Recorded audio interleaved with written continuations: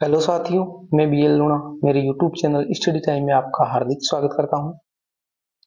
हम रिवीजन कर रहे हैं और इस रिवीजन की हमारी 16 नंबर की क्लास है।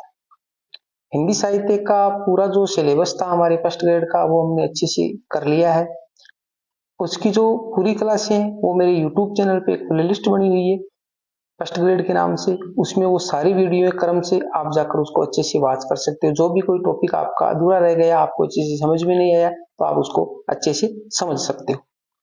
इसकी जो पूरी जो फर्स्ट ग्रेड के सिलेबस की पीडीएफ है वो मैंने टेलीग्राम पे अपलोड कर दी है। आप जाकर उसको वहां से डाउनलोड कर लीजिए। उस टेलीग्राम का लिंक मेरे वीडियो के डिस्क्रिप्शन बॉक्स में, तो आप उसको अच्छे से पढ़िए, अच्छे से उसका अध्ययन करिए। वीडियो पसंद आती है तो इसको लाइक करिए। अभी तक अगर चैनल को सब्सक्राइब नहीं किया तो सब्सक्राइब जरूर करिए। बिना समय गंवाए हम शुरुआत करते हैं आज की हमारी क्लास की। तो देखिए, जो हमारी 16 नंबर की क्लास है उस 16 नंबर की क्लास का जो पहला क्वेश्चन है वो है सुजान विनोद रचना के रचनाकार है। तो जो सुजान विनोद रचना है उसके रचनाकार है वो देव है। व्याख्या देखते हैं हम।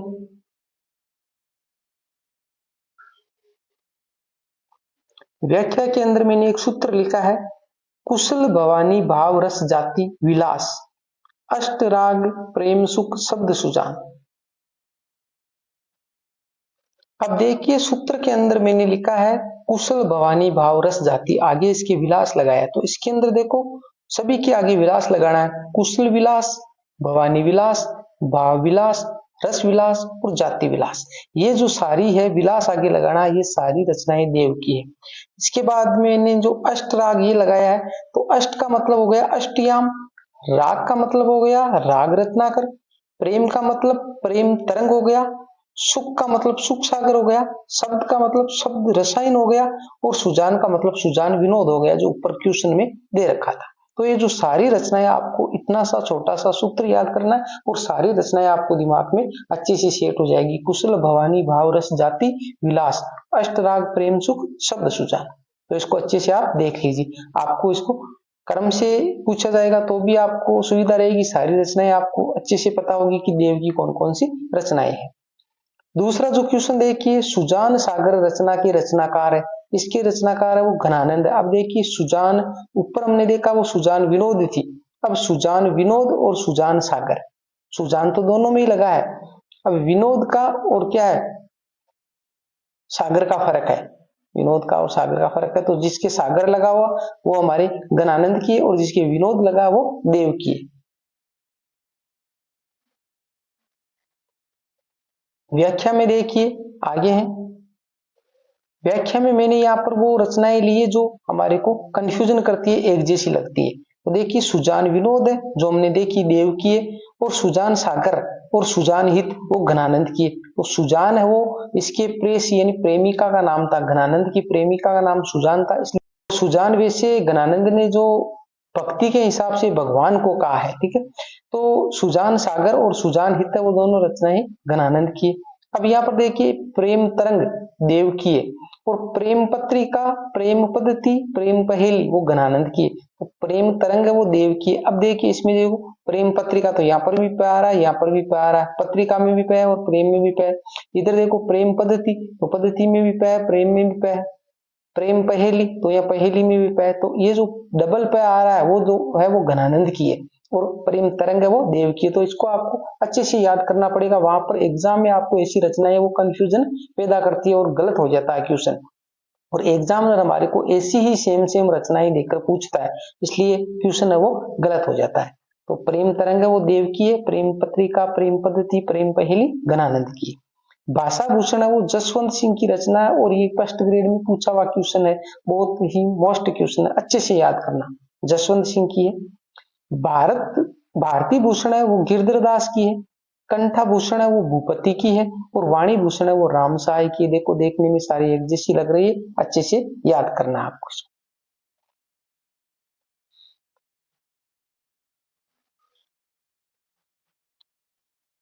बात करें क्वेश्चन नंबर 3 की, तो देखिए, हिम्मत बहादुर विरुदावली की रचनाकार है।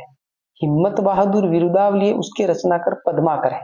कौन है इसके रचनाकार? पद्माकर है। अब पद्माकर की जो व्याख्या में रचनाएं देखते हैं तो उसके लिए भी मैंने एक छोटा सा सूत्र बनाया। वैसे ये जो सारी कला से मैंने जब पढ़ाया था वहां पर अच्छे से हिंदी साहित्य के इतिहास को पढ़ाया, और ये सूत्र आपको बहुत ही क्या काम आएंगे आपके एग्जाम में रचनाओं को याद करने में, क्योंकि सारी रचनाएं ऐसी याद नहीं होती। तो सूत्र क्या? हिम्मत प्रताप रामकली पद्मा प्रबोध जगत गंगा। हिम्मत प्रताप रामकली पद्मा प्रबोध जगत गंगा। तो हिम्मत प्रताप से हो गया हमारे हिम्मत बहादुर बिरुदावली, प्रताप से हो गया प्रताप सिंह बिरुदावली, राम से हो गया राम रसायन, कली से हो गया कली पच्चीसी, पद्मा से हो गया पद्माभरण, प्रबोध से हो गया प्रबोध पचासा, जगत से जगत विनोद, और गंगा से गंगा लहरी।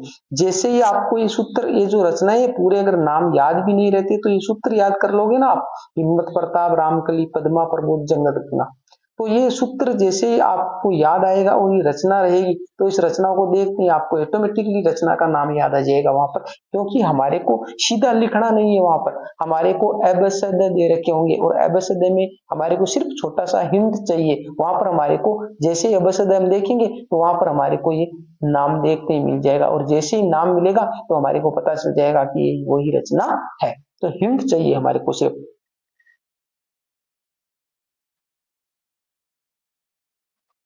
बात करें हम 4 नंबर क्वेश्चन की, तो 4 नंबर क्वेश्चन है वो है भूषण किस काल के कवि थे?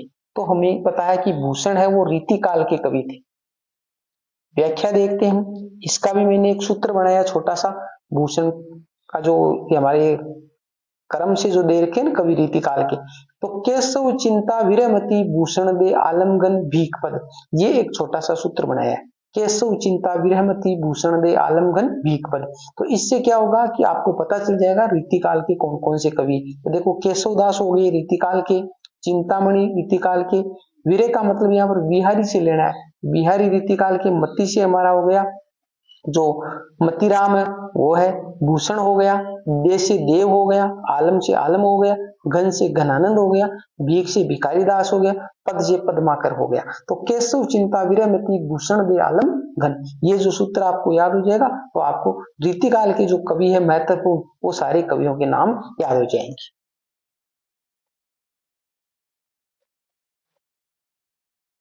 इसके बाद की बात करते हैं 5 नंबर क्वेश्चन की।